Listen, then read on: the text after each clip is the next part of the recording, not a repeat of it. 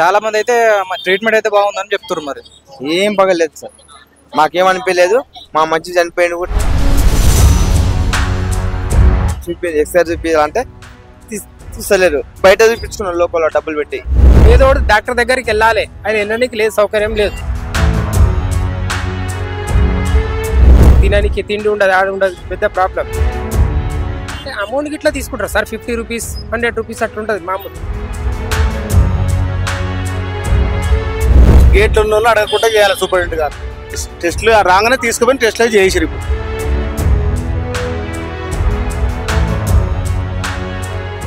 అక్కడ ఇక్కడ పోల్చుకున్నప్పుడు మంచిగానే ఉంది. కాకపోతే ఇది ఒరిజినల్ హాస్పిటల్ కాదు కాబట్టి నేను కరెక్ట్గా చెప్పలేకపోతున్నా. ఎందుకంటే ఓన్లీ డాక్టర్ల ట్రీట్మెంట్ ఓకే, ఫెసిలిటీస్ కాస్త చేంజ్ అవ్వాలి. ఇది టెంపరీ హాస్పిటల్ కాబట్టి టెంపరీ హాస్పిటల్లో మనం ఫెసిలిటీస్ అనేది ఎక్స్పెక్ట్ చేయొద్దు. నమస్తే, వెల్కమ్ టు ఆర్ తెలుగు. ప్రస్తుతం మనం హైదరాబాద్లోని ఉస్మానియా హాస్పిటల్ దగ్గర ఉన్నాం. సో చాలా మంది వేరే వేరే జిల్లాల నుంచి ఇక్కడ ఫ్రీ ట్రీట్మెంట్ ఉంటుంది కాబట్టి వేరే వేరే జిల్లాల నుంచి ఇక్కడికి వచ్చినటువంటి పరిస్థితి. అయితే లోపల ట్రీట్మెంట్ ఎట్లుంది, సలవతులు ఎలా ఉన్నాయి, ఇక్కడ ఉన్నటువంటి పేషెంట్లను ప్రజలను అడిగి తెలుసుకునే ప్రయత్నం చేద్దాం. చీటి విరిగిపోయిన ట్రీట్మెంట్ పట్టించుకుంటారు. టోకన్ 4 గంటలకు రమ్మంటారు. ఇప్పుడు మనం ఏం చేస్తాం సార్, మనం పేదలం పని చేసుకుని బతికేటోళ్ళం. అంటే ఎప్పుడు వచ్చారు మీరు? మేము మార్నింగ్ 11 గంటలకు వచ్చాం. ఉదయం మార్నింగ్ అంటారు. సారీ, లైన్ ప్రకారం పోతుందా, సీరియల్ ఎట్లా? సీరియల్ కాదు సార్, ఎట్లానే ఉంది. ట్రీట్మెంట్ ఎట్లుంది అంటారు? ట్రీట్మెంట్ ఏం మంచిగా లేదు, ఎవరు పట్టించుకుంటలేదు, అంత లేదు.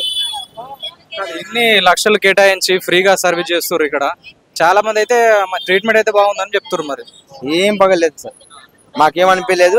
మా మంచి చనిపోయిండు కూడా తీసుకొచ్చినాం. ఇంటికి చనిపోయాడు, ట్రీట్మెంట్ ఇచ్చి చేయగానే చనిపోయాడు. మళ్ళీ మేము చెయ్యి తీసిపోయిందంటే వచ్చాము, మమ్మల్ని పట్టించుకోలేదు. ఇప్పుడు టాబ్లెట్ కావాలి ఇట్లా రాయాలంటే ఎక్స్రే చూపించాలంటే చూస్తలేరు. బయట చూపించుకున్నారు లోపల డబ్బులు పెట్టి చూపించుకున్నాం. ఇప్పుడు మళ్ళీ వచ్చి సుతం ఎక్స్రే చూపించుకుందామంటే చూస్తలేరు. 4 గంటలకు రమ్మంటారు. అట్లా అంటే అక్కడ ఎక్కడెక్కడ ఏం అవసరాలు ఉన్నాయంటారు? స్కానింగ్లు కానీ ఇవన్నీ ప్రాపర్ చేస్తారా?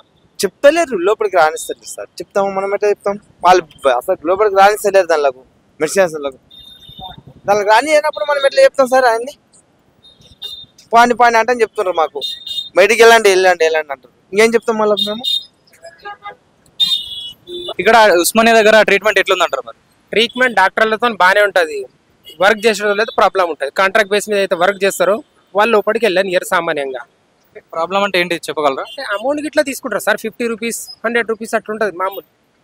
అంటే మామూలు అంత ఫ్రీ కదా? ట్రీట్మెంట్ ఫ్రీ ఉంటుంది. డాక్టర్ దగ్గర ఫైల్ పోవాలి కదా, అట్లా. దీని గురించి మరి ఎవరన్నా ఇంతమంది ఏమైనా ఇష్యూ అయిందంటారా? కంప్లైంట్ చేస్తారు? అన్ని అయిపోయినాయి. 3 పూలు 6 కళ్ళక నడుస్తుంది హాస్పిటల్.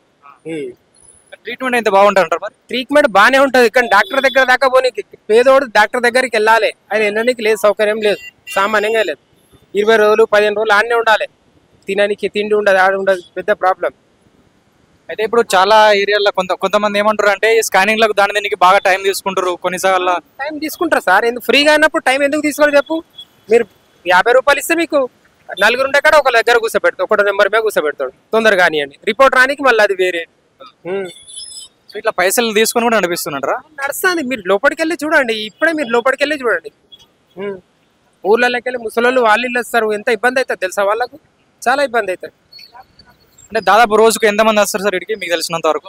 నాకు తెలిసినంత వరకు ఒక 5-6 వేల మంది వస్తారు డైలీ వస్తారు. అంటే ఇక్కడ దగ్గర హైదరాబాద్ కాకుండా మిగతా వేరే జిల్లాల నుంచి వస్తా అంటారు? అవునవును, చాలా మంది వస్తారు సార్. ఇది ఒకటే కదా ఫ్రీ ఉన్నది, ఒకటి గాంధీ హాస్పిటల్. అంటే దీనిపైన మరి ఎట్లా చేస్తే బాగుంటుంది అంటారు? ఏం చర్యలు తీసుకోవాలి గవర్నమెంట్ చర్యలు తీసుకుంటేనే బాగుంటుంది. ఒకసారి తీసుకుంటారు, మళ్ళీ లైట్ తీసుకుంటారు. అట్లా పై స్థాయిలో ఉన్న వాళ్ళు ఇదంతా ఫ్రీ అని సిస్టమ్ పెట్టినప్పటికీ కింద స్థాయిలో ఎవరైతే ఉంటారో వాళ్ళు డబ్బులు తీసుకుంటా ప్రజలను దోస్తున్నారు. కంపల్సరీ అది వాళ్ళకైతే అదే పని, వేరేది. వాళ్ళ జీతాలు ఉండేది 10-12 వేలు ఉంటాయి. పైన ఇన్కమే బాగుంటుంది. ఆడోళ్ళు కూడా అంతే, మగోళ్ళు కూడా అంతే, అలానే అందరంతే, అలానే. 5 రూపాయలు అడుగుతుంది, నడుస్తుంది. అంటే ఇన్ని లక్షలు పెట్టి మామూలుగా ఫ్రీ ట్రీట్మెంట్ ఇస్తారు కదా, లోపల ట్రీట్మెంట్ ఎట్లా అంటారు? ట్రీట్మెంట్ బాగానే ఉంది. అవును, ఎందుకు మనం గవర్నమెంట్ లా ట్రీట్మెంట్ అనేది మంచిగా నడుస్తుంది, అట్లేం లేదు. భయపడుతుంది, నిజం లెక్క లేదు. డాక్టర్లు కూడా భయపడి పనిచేస్తారు. అంటే ఈ కింది స్థాయిలో ఉన్న వాళ్ళు పేషెంట్ లోపలికి పంపించడానికి డబ్బులు తీసుకుంటారు అది అంటారు వాస్తవం. గేట్లు ఉండే ఇనాం అడుగుతారు, లంచం కాదు ఇనాం. పేదలు బీదలు చూస్తారు, వాళ్ళు ఏదో 15 అడుక్కుంటారు, 30-50 అడుక్కుంటారు. అట్లే గేట్లు ఉన్న వాళ్ళు అడగకుండా చేయాలి సూపరింటెండెంట్ గారు. వాళ్ళ భయం చెప్పాలి. పాస్ లేకుండా పోతారు లోపలికి, ఆ పాస్ లేదు కాబట్టి పోనీయమని చెప్పి వాళ్ళు అట్లా చేస్తున్నారు. కానీ ఇప్పుడు డబ్బులు లేక ఇబ్బంది అయిన వాళ్ళు ఎక్కడెక్కడో వేరే వేరే జిల్లాల నుంచి కూడా వస్తారు కదా.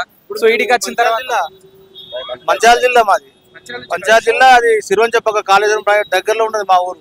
అక్కడి నుంచి ఒక పేషెంట్ కిడ్నీ ప్రాబ్లం పట్టుకొచ్చాం. వాళ్ళు ఏం లేని పేదోళ్ళు వాళ్ళు.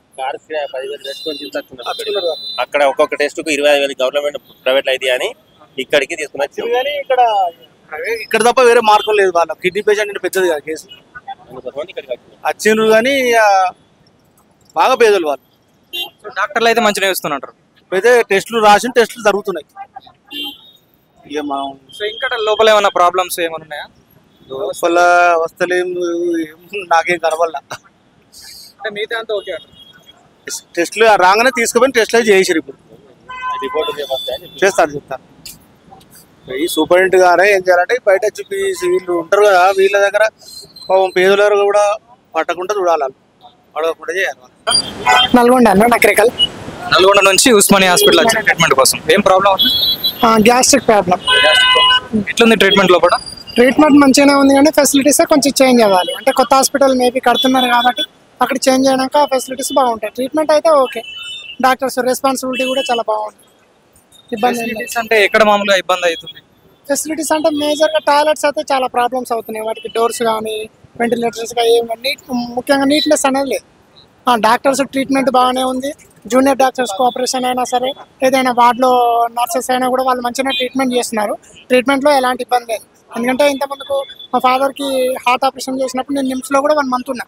అక్కడ ఇక్కడ పోల్చుకున్నప్పుడు మంచిగానే ఉంది. కాకపోతే ఇది ఒరిజినల్ హాస్పిటల్ కాదు కాబట్టి నేను కరెక్ట్గా చెప్పలేకపోతున్నా.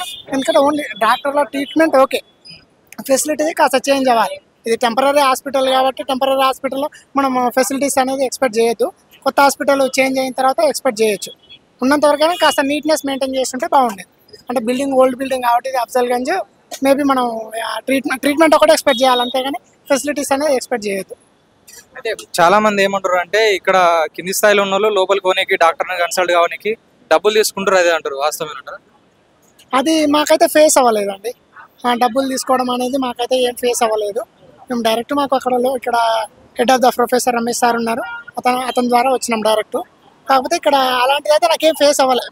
మాకు కానీ మా పక్క బెడ్ వాళ్ళు కానీ ఉంటే ఆ అమౌంట్ తీసుకుని అలాంటి ఇష్యూస్ అయితే ఏం లేవు. సో అంటే ఇంతకుముందు ఎన్ని ఏళ్ళ కింద వచ్చారు మీరు? నేను నిమ్స్కి వెళ్ళానండి. నిమ్స్కి వెళ్ళాను.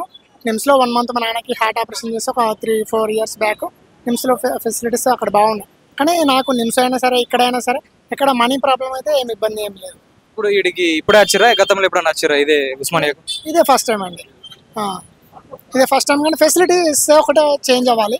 ఫెసిలిటీస్ చేంజ్ అయితే బాగుంటుంది. అమౌంట్ అనేది మామూలుగా ట్రీట్మెంట్ జరిగినప్పుడు వార్డ్ బాయ్స్ కానీ నర్సెస్ ఏం అడగట్లేదు. వార్డ్ బాయ్స్ వాళ్ళు జస్ట్ చాయ్ పైసలు అని మామూలుగా 10,000 అది కామన్గా ఎక్కడైనా అడుగుతుంటారు. అంతేగాని డాక్టర్ని కలవడం కోసం అయితే అలాంటిది ఏం లేదు. డైరెక్ట్ ఓపీ స్లిప్ తీసుకొని డైరెక్ట్ డాక్టర్ని కన్సల్ట్ అయితే వెళ్ళిపోవచ్చు. ఏం చెప్తున్నారు రేవంత్ రెడ్డి గారికి? ఎలాంటివి కల్పించాలి?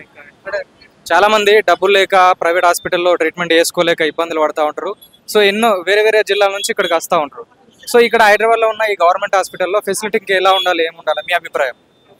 ఇప్పుడున్న ప్రజెంట్ పరిస్థితుల్లో అయితే రేవంత్ రెడ్డి గారికి నేను చెప్పేది ఒకటే, విద్య వైద్యం వీటి మీద అయితే ఎక్కువ ఫోకస్ పెట్టాలి. ఎందుకంటే ఏ సామాన్య మానవుడికి మేజర్గా ఖర్చు అయ్యేది, ఎక్కువ ప్రాబ్లం వచ్చేది వీటి మీదనే. ఒక మనిషికి హెల్త్ బాగాలేదంటే 1 రూపీ నుంచి మొదలుపెట్టి ఎంత అమౌంట్ అవుతుందో చెప్పలేని పరిస్థితి ఉంటుంది. ఎందుకంటే హెల్త్ ఇష్యూ అనేది అలాంటిది ఉంటుంది. కాబట్టి ఏ హాస్పిటల్ అయినా సరే, డిస్ట్రిక్ట్ హెడ్ క్వార్టర్స్లో అయినా సరే, క్యాపిటల్ హెడ్ క్వార్టర్స్లో అయినా సరే ఫెసిలిటీస్ అలానే చాలా పెంచాలి. ఇప్పుడున్న ఫెసిలిటీస్కి ఇక్కడ నేను కొన్ని చూశాను, కానీ ఇంతకన్నా ఇంకా బెటర్గా చేస్తేనే చేయగలుగుతాం. కాకపోతే పేషెంట్స్ వచ్చే తాకిడికి డాక్టర్స్ని అనేది రిక్రూట్ చేయాలి.